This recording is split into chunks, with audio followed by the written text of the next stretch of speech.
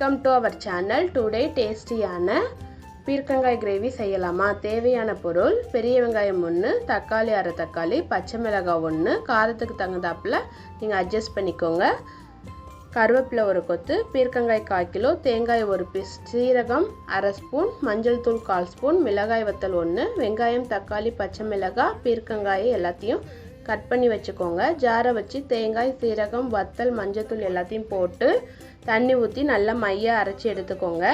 Stove on பண்ணி pan வச்சு 2 spoon oil ஊற்றி கடுகு போட்டு கடுகு வெடிச்சோன்னே கட் பண்ண வெங்காயம் பச்சை மிளகாய் கருவேப்பிலை போட்டு நல்லா வதக்குங்க. வெங்காயம் நல்லா வதங்கினோன்னே பீர்க்கங்காய் அலசி போட்டு தேவையான அளவு உப்பு போட்டு மிக்ஸ் பண்ணி க்ளோஸ் பண்ணி வைங்க.